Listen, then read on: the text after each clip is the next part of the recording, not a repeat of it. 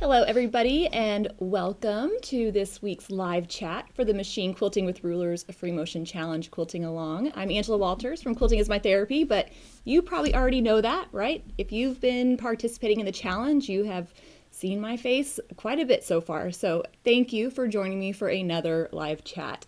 In this chat, we're going to talk about quilting with arc rulers. That was our challenge this week, and I've been chatting with everybody for the last half an hour and made a list of some of the questions, and we'll definitely peek back in and answer any questions that you have, and then announce the winner of the giveaway and tell you what the next prize is. So definitely a lot of fun, as I think it always is.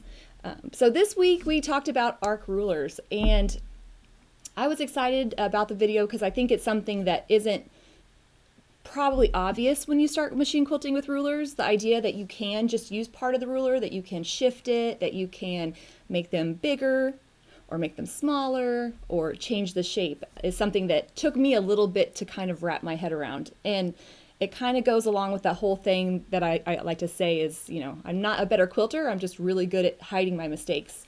Well, finagling these rulers into places definitely makes it a little bit easier. So we talked about a lot of different stuff, and I'm going to show a couple pictures. But a lot of questions were about Archie. A lot of questions were, well, what if you have a much smaller ruler for a much bigger area? Well, I will say that for the most part, I'm not going to make life difficult on myself. So if I have a tiny ruler like Archie, you know, he's perfect for little borders or smaller quilts, I'm probably not going to use them to do really long arcs. But for echoing or for motifs within a block, definitely. And so I had decided I would address that in the chat, but then realized this is something that probably would make more sense in a video. So I released yesterday a bonus video that kind of shows you how to do that, repositioning and continuing on. So hopefully you have checked that out. If you haven't, you can definitely still do that whenever you want. So the idea is no matter what shape or size of arc you have, you can create those curved lines. One thing I didn't really get a chance to throw in the video was sometimes for more shallow curves, or if I want to echo around something and my arc ruler is somewhere else, I will use even a straight edge ruler to do that. If you think about it, any line, whether it's a curve or straight, is just little segments. So as long as I'm continuously repositioning, it's going to follow that shape. And if you've ever made curved piecing or sewed some curved blocks, you know exactly what that's like. The tricky part, though, is understanding where to reposition and where to adjust. Now, I wish I could sit there and do a video, and I could, but it would be like an hour long. You have to really look at your ruler and look at the shape. And since everybody's shape might be different, if you're quilting along on the panel, we all have the same shape, but I'm talking about on actual real-world quilts, you're going to have to really get comfortable with seeing where that ruler is and where it fits into it. I promise it gets easier the more you do it. However, if you're newer to machine quilting with rulers, this is not more difficult, it just takes another thing to think about, which is why it's kind of in this week and not the first week. I'm kind of building up on that kind of stuff. So if you get frustrated, don't get frustrated. Just try to remember you're going to reposition and continue along, okay? Now, for larger rulers, and in the video I said sometimes it's better to have a larger ruler because it's easier to use part of a ruler than it is to extend it out. But that doesn't mean that you have to have that bigger ruler. And one thing I've been adamant about through this whole challenge, and I knew this would be a question or a challenge for me, was I didn't want to make this about a specific ruler. Now I know that some of you are like, but tell me which one you're going to use, and I will do that. Been a couple questions about that, but what I want to stress is these are techniques that you can apply to any ruler that you have. I really wanted it to be where you didn't have to buy a bunch. Now if you did, great, you could buy those from me for sure, but that's why I try to show a couple different rulers for each one and keep the techniques or keep the designs so that they're teaching a technique. So even if you don't love curved quilting or arc rulers, that's something that you can still apply to wavy rulers and straight edge rulers. So definitely take this for what you need and then run with it. So even if you don't like the design or the ruler or any of that information. So hopefully that video helped. I'm going to kind of show a little slideshow of some pictures that pictures of what we talked about, but not a whole lot. Most of this week was spent on next week's video and getting that Archie video ready. So let's look at some of the designs that we talked about during this week's challenge. So this guy right here, he's a partial motif, right? So we're just quilting this design that goes to the point and then moves on. So what this is going to lead us to is next week, we're going to see motifs again, but on a much smaller scale with Taj. But this is just going to help us tiptoe into the idea of moving around. Now, what I love about this particular motif, okay, what's the point, do you think, of quilting it so that it's coming to this point and that it's just a partial? Well, this motif will start at one point and end at a different point. This is something that I would want to quilt in a block that I want to end up on the other side, no matter how big or small it is. Now, this particular block for our challenge was pretty big. It was about 8 inches. But if I had a smaller block, using this would help me move on to the other side. The point that I was making with this design wasn't that, let's quilt really long lines. It was how do we manage areas that are too big for our ruler? It's going to happen, right? I mean, we're always going to be confronted with these shapes and these areas that don't particularly exactly fit. So what I'm doing here is saying, look, let's shrink the block down, let's make it more manageable, and let's add echoing and filler to fill in the rest. So if we looked at this block and we thought, well, I have Archie and I don't want to quilt it this long, but I feel comfortable quilting it this long, I can still do the same thing. Add more echoing, add more filler, make it work for where you are in your situation. If nothing else, do this challenge. If that's the only thing you take away, I will be so happy about that, because that's what's going to help you be successful with your quilts. I want you to look at your quilt and nail it and feel good about it, as opposed to thinking, oh, I have to quilt it just like Angela did, and I don't have that ruler, but so really try to adjust everything to your preferences. The designs I pick when I'm quilting on my sewing machine are sometimes different than the ones I pick on my long arm. It's a lot easier to do some different design layouts on a sewing machine or a long arm. So I'm making it fit where I'm at. And so this particular design was all about that. Plus, it also illustrates the idea that I like to use rulers and free motion quilting interchangeably. I don't know if I have ever just used rulers over a whole quilt. It's slower, nothing wrong with that. It's very precise, but I can get bored easily. Come on, we know this. But I'm also easily amused, so it kind of evens out. But I like to switch between free motion quilting and ruler quilting, even though I do say ruler quilting is still free motion quilting. I like to switch with and without the rulers, just to change it up and make it a little different. So that's what that particular design was all about. The next one, we saw curve echoing outside of the block. Now, this is something I don't do a whole lot. Curved piecing isn't something I do a lot, and it's not something I've had a lot of experience with. But every once in a while, that quilt would come across my frame back when I would quilt for customers, and it would be like an applique quilt or a curved piecing something or other. So getting comfortable with echoing around it really helped me separate it from the filler and make that curved piecing shine. So echoing around the outside of something is, like we saw in week 1, is going to be a way to frame or highlight it to really show it off. So this isn't something I would do around a block that didn't turn out very well, right? If I had pieced this curved piecing and it didn't look, well, if it looked like I imagined I would piece it, echoing is not going to be the way to show it off. But those shining moments when it looks gorgeous, echoing is just going to help highlight it and draw attention to it. But what's fun is, or what I think is interesting, is sometimes we think that it has to be exactly the same shape, and it really doesn't, as long as it's smooth. So in this particular example, I'm echoing outside the blue area, and the shape that I quilted isn't exactly the same. I designed that shape that we're quilting on the panel to kind of come in at a point a little bit, so it kind of swoops in. But as long as the lines are smooth, and as long as they're consistent, it's fine. Now, what I would do is not just echo at once. If you do one echo, it's just going to look wrong. But if you add a couple of echoes that are the same, 2 or 3 or on up, it's going to look intentional, right? And as long as it looks intentional, that's the most important thing.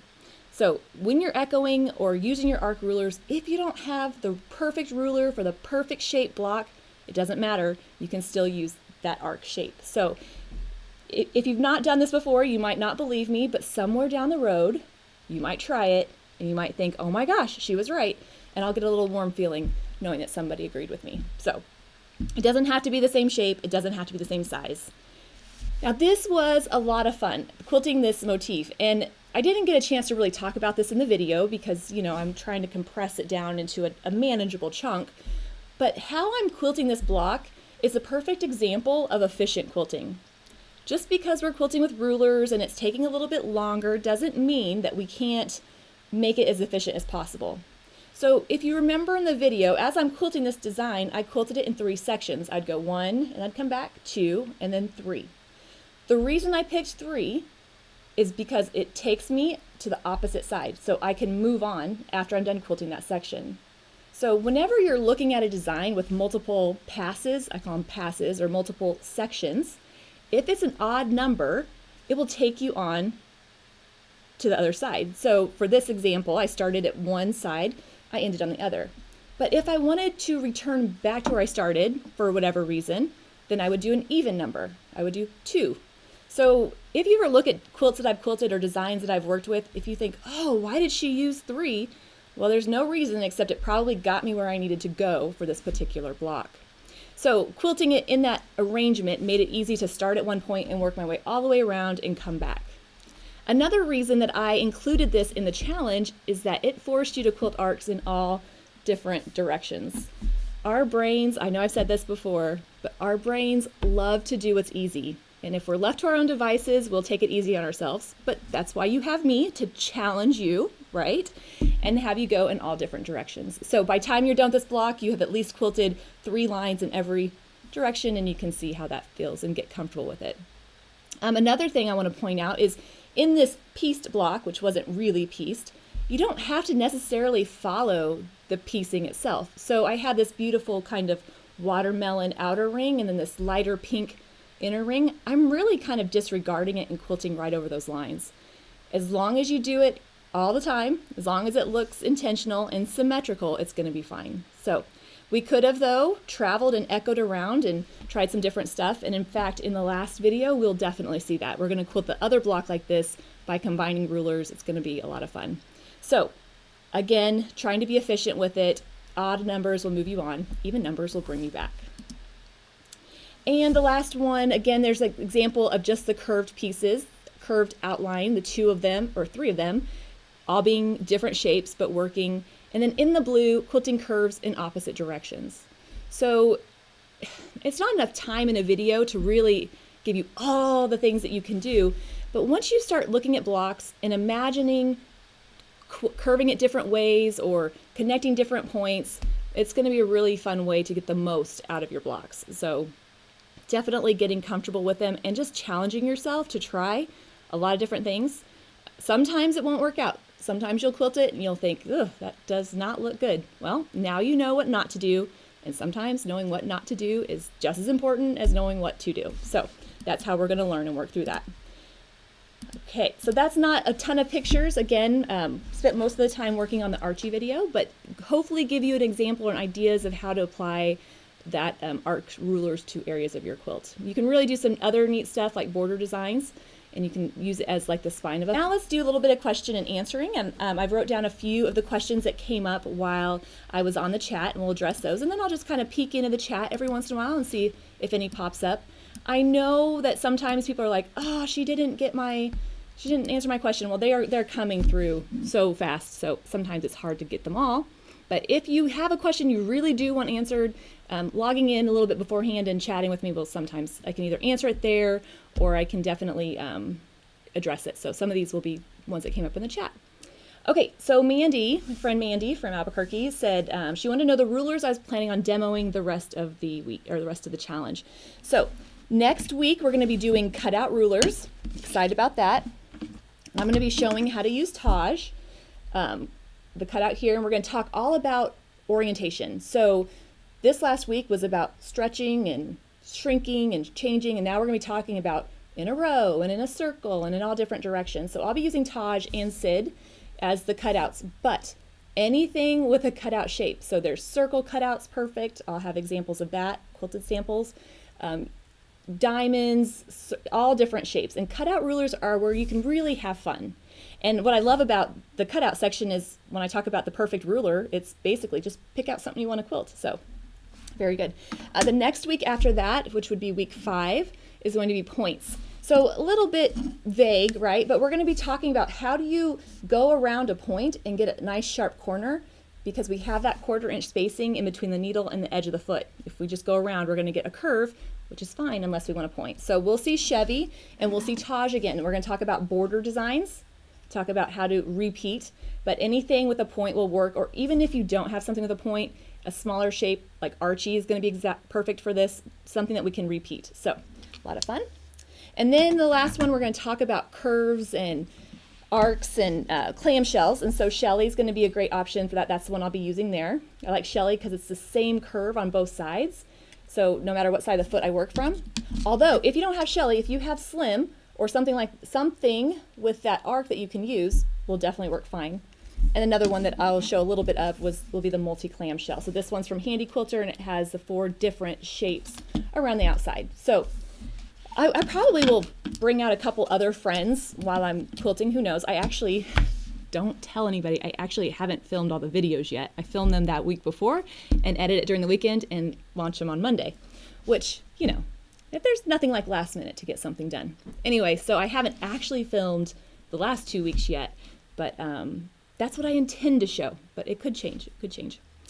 Okay, so let's see. Hopefully that helps, Mandy. Rebecca, I see your text. Will you send me the link to the needle page we went over last week? I did forget to add that, didn't I? I'm going to make a note. Hold on one second. We went over needles and all that stuff, and I forgot to put it in the video. I'll do that. All right, Judy, I think we kind of got this cleared up for her, but I thought it was a great question to kind of address. She said that sometimes her ruler will rock. It's a rocking ruler when she's quilting on her Handy Quilter Sweet 16. And we decided it's maybe a little higher, and so you're getting a little bit of a high center. But the reason I'm addressing it here is I noticed when I started filming the challenge, 1 week it was fine, and then the next week my ruler was all over, like kind of rocking. Same thing, getting high centered. Well, I had changed tables. I got a new table, and this one is much more level than my previous one. Just enough that my extension table was kind of wobbly. So if you notice that movement, check to make sure that if you have an extension table, that it's the right height. You don't want it too low, because then what's going to happen is it's going to give you that rock, or too high, because then you're not going to be able to get down in there. So you can do that, or check that and make sure that it's the right height. So I thought that was a good pointer, and something happened to me and I didn't even address it. Okay, Donna, we were talking before chatting, and she said she was stitching. She's having trouble moving the quilt, moving the ruler, getting that thing to go through. And a couple of things, stitching in the same spot and then jumping when she moves, like getting a big stitch. So this is something that happens to me still. And I like to think I'm somewhat knowledgeable on this subject. I mean, I'm teaching a video series, so I should know something. But what happens for me is, as I'm slowing down, right, my machine's just going, I don't have a stitch regulator, and then I kind of let my hands up before the needle has come all the way down. Well, what happens when I let my hands up, it kind of shifts, right, because I'm dealing with all that weight, and so I'll get that big stitch. So I have to wait, keep my hands there until it stops all the way, and then I'm like, okay, now let's go. So hopefully that makes sense. Basically, don't be in a rush like I'm always in a rush. But then she said, well, also, she just can't get the quilt to move along the ruler. It's stuck. So there's a couple of things that could be. In the very first, or one of the first chats that we talked about, it was about the height of the ruler foot. If your ruler foot is too low, it's going to compress that fabric too much, and it's not going to be easy to move. It could be downright impossible. So the first thing you can do is, if it's an adjustable height foot, you can raise it up. And I think this is from the chat that was common frustrations for ruler quilting. So go check that out. Now, if you raise it up too high, what's going to happen? Skip stitches, right? It's not compressing the sandwich enough to make that stitch. So it's definitely a fine line, but as long as it's not skipping stitches, you're fine. Another thing that can happen, especially with newer quilters, especially I've seen this in a class, we're trying to push kind of just like over, push it away. We really have to push down and over, right? We want to compress it and then move. And so sometimes we're trying to think about all the different things, and we're just like flustered. You just press down and then scoot it through. Sometimes what's happening also is we're quilting so slow, right? We're scared, especially in a class. People are quilting slow so that other people don't see them quilting. if we're quilting so slow, what's happening, the needle is in the quilt longer than it's not. And so then you're kind of trying to push with the needles down there. So going a little faster will also help, because as the needle comes up, it's going to be able to move that quilt sandwich. Ultimately though, and I know I say it all the time, and I'm sorry, it's going to take practice, but I promise it doesn't take as much practice as you think. Try to relax, take it easy on yourself, and enjoy the process. I know I say that and I almost like cringe at myself saying it, but it's fun. I like the learning process. I like to learn new things, even if I get frustrated during it. So try to enjoy the learning process. So hopefully that helps. Okay, the last question I have written down, and then I'll kind of scroll through here, is Mary Ellen said, how to plan, this is such a good question, how to plan a border of arches and not have them be weird at the end, right? How do you know when you're doing all this border that it's going to end up perfect? Okay, so I love this question. I've been asked it before when it comes to free motion, and I always give the answer, my answer, and then I know that half of you will be like, oh, I can't do that. So I'll give you two options. When I'm quilting a repeating design on a border, whether it's with a ruler or not, like let's say it's just some arches I'm doing or I'm making boxes, I start over here and let's say this is the end of the border. I'm just gonna quilt until I get about a third of the way. I'm not even worried about it at this point. And we'll actually see this next week. I'm gonna talk about turning the corner with your rulers. I don't even think about it until it's getting close, right? Just put it off until then you really have to worry about it. What I'll do is as I get about a third of the way away from it, just, maybe let's say 12 inches, whatever, 2 feet.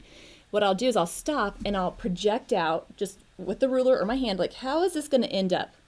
I just want to know, am I heading in for a train wreck or not? If I'm heading in for a train wreck, I want to handle it. If I'm not, then I'll just keep on going. So I'll be able to see, okay, do I have too much room or not enough? So then I'll use my ruler or my designs and I'll shrink up the last few or stretch out the last few to make it fit. Okay, so, because here's the thing, I don't want to get to the end and just have like half of an arc. So what I'm going to do is I'm going to spread that out or split the difference over a group of those so that it doesn't look as obvious. So that's how I do it. I basically fudge it up. I just kind of make it work. But I know that some of us are like, oh, I don't want to do that, or that seems a little nerve-wracking. Well, the good thing is about quilting with rulers, you know exactly what size you're going to have, right? So you can kind of plot it out. If it's not working, if you're like, oh, I'm still going to be off, you don't have to use the whole ruler, right? So if I'm working with Archie, gosh, I hope this makes sense. It's hard to describe without showing. If I want to make Archie skinnier, I don't want him so wide, I can stop almost to the top, reposition the other side, and then come down. It's going to make him shorter and skinnier. As long as I do that at the same spot, it's going to be consistent. That's where using like a piece of glow line tape will help that, or using a reference line on the ruler. So that kind of goes with the arcs that we're talking about, making them change the size or the shape that you're working with. Another one of my favorites, which we just might see in the border, the bonus border section for this quilt, is just because you're quilting a design in the border doesn't mean it has to perfectly match, right? So I hope this will make sense. If I'm working my way around a corner, maybe I quilt arcs from the corner and quilt 3 or 4 inside, and then just put filler in the rest. They don't have to connect, and that's an easy way to get around that. And then you say, oh, I just love the juxtaposition of the broken design with the filler, whatever. But we know it's easier because you don't have to make them match. And that's a trick I've done a lot. So you can try that too. Hopefully that makes sense. Anyway, all right, so I'm thinking now, the more I teach, the more I realize I'm just making it work. Donna, you're welcome for addressing your question. All right, so I'm kind of looking through, seeing if there's any questions. Annie, you're welcome for answering the border question. I hope that helped you. I don't know which camp you fall in. If you want to mark it out, that's fine. You want to wing it, go for it.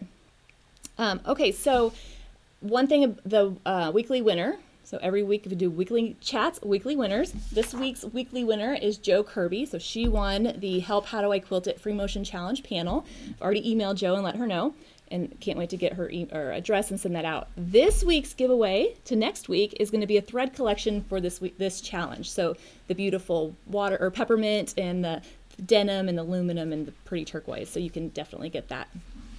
All you have to do is there's a link in the description box below. Click on it and it'll let you enter. And it's been so easy to pick winners from it because it just kind of gets all the names and makes it really great. Oh, good question, Jean. On a long arm, which stitch length do I use, and is it different for curves? All right, so Jean, I hope I'm saying that right. I don't use a stitch regulator, so I'm always in manual. So my stitch length varies. And when I'm going around curves, as I'm going around the bigger curve, it tends to get longer. And as I approach the stopping point, it tends to get shorter. I think it just, the juxtaposition of the size really gives it a look of depth. Oh no, I'm just playing. So my stitches aren't always all the same size, and I'm okay with that. For stitch length though, if you were using a stitch length, I usually tell my long armers 11 to 13 stitches per inch is a good range. And for smaller, tighter curves or circles, going up to 13 is good, because the more little stitches you get, the tighter the curve will be. And for longer, flowier designs, 11 is great. That way you can go a little faster. That's just a rule of thumb, so you'll have to kind of play with it and find what works for you. When you're working with rulers with a stitch regulator, especially on a long arm, to get it, when you pause, to get it to go, you have to kind of nudge it, right? You kind of have to gas it up or give it some gas and get it to go. Different machines are different, depends on how big your motor is. It's kind of like a car, right? So if you find that you really have to nudge it to get it to go, then up the stitch length, up the number of stitches per inch. So go a little higher, and it won't have to travel as far before it takes the stitch. But that's just kind of a sweet spot that's different for everybody. You'll have to play around with it. So hopefully that helps. So the short answer to that question would be, it depends on how big the arc is and how comfortable you feel quilting it. I love that. I got to just say, it depends. It depends. Okay, a lot of chatting, or a lot of discussion about where the chat button is. Glad somebody can figure that out. I don't even know where it's at, because I'm always on the back end. So, oh, there was another question that came up, and I didn't write it down, but it just popped in my head, about basting the quilt sandwich. So they said, I noticed you don't use pins. What do you use to baste your quilt sandwich? So when I'm working on a sewing machine, I like to use fusible batting. So it's fusible on one side. I lay down the backing, I put the fusible batting on, fusible side up, and then the top, and then I hit it with some heat to fuse it. But when I'm quilting the challenge, I'm just kind of quilting on that sample, and I'm kind of moving it around. I don't even baste it. The 3 layers are just kind of stuck together, and I move on. Sometimes that's a little obvious when I'm editing it, and I'm like, oh, there's a big wrinkle right there. They're gonna have questions about that. But these are just quilted samples I'm quilting. Fusible spray is great. I just don't have anywhere to really spray it. And then pins are great as well, but I hate when I get into the groove and then there's a pin, especially with rulers. If there's pins there, and then I've got to take them off so I can get the ruler to sit down flat. So my personality is, it's just easier to not do that. So hopefully that helps. Alita, I would love to come see you in California. I actually used to live in California outside of LA, so that'd be fun. I'm on a last question I'll answer, and then I will let you guys go. I'm gonna go work on next week's video, but June says, I am on a sewing machine and my stitches are tiny, help. That means one of two things. You're either moving the quilt sandwich too slow, or the machine is going too fast. So it's stitching, and since the quilt's not moving, it's making tiny stitches. I always think it's best to try to make the machine match your hands, right? So if I'm quilting and I get those tiny stitches, I think it's best to try to slow down just a little bit and see if that helps it out. Although in rulers, I have noticed sometimes the opposite's true. Sometimes it's stitching really tiny because I'm just not moving, right? So if you slow the machine down even more, then you're going even slower. So if you already feel like, I'm going so slow and I'm still getting tiny stitches, try moving the quilt faster. But for the most part, with machine quilting, especially free motion, I try to make the machine match my hands. So adjusting the speed of the machine, not adjusting my hands, which is hard to keep them independent of each other. I do know that, because as we hear it ramp up, we tend to go faster. It's always interesting in classes when I'll have people turn their machine up and then they move their hands faster. So if your machine has a speed adjustment on it, like my sewing machine has like slow, medium, and fast, find an adjustment where you can put your foot pedal all the way down. So like if I know I like to quilt fast, if I put it on fast, that's fine. But if I want to go kind of fast, but not really, I'll put it in the middle and I'll put the pedal all the way down, and then I don't have to adjust my foot anymore. All I have to do is just quilt. So sometimes moving two things, our hands and our feet, it just makes a lot of room for error if you can just keep that pedal all the way down. I know some machines don't have that, and that's fine. You'll get used to it. And I know some machines like the Handy Quilter Sweet 16 and the other Handy Quilter or Long Arms will have where you can adjust the speed of it. So you can definitely try that. Hope that really helps. Okay, so, oh, Judy, that's a good question. Okay, one more. What's the best way to store your rulers, by type or by manufacturers? Okay, I'm gonna go get some. I'm gonna show you something real quick, okay? Don't go anywhere.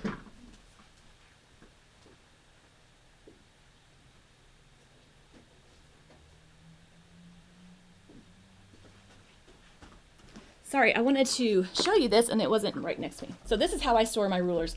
They're not by manufacturer, they're by, since they're my rulers, they're by the groups that came with. But I have a 3-ring binder, and in it I have these like poly little clip, little snap envelopes, and I 3-hole punched them, and I put the ruler and the packaging in there with it.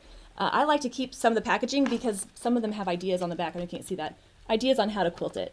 Now for classes, I would bring this with me, and I had handouts that I have for it, but you don't have to do that, you can. So I kind of have it by type. Oh, Taj is falling out. But I have the different ones that way. I actually have 3 binders. I have one that's like first set of rulers, 2 that's the second set, and then 3 is the other ones. So by type, I guess I would say. So hopefully that helps. I like my little, sometimes I like to just get my folder and just look at it. Anyway. All right, well, thank you so much for joining me on this chat, this live chat. I think I've been all over the place now. I'm talking about a lot of different stuff, but hopefully you found it helpful.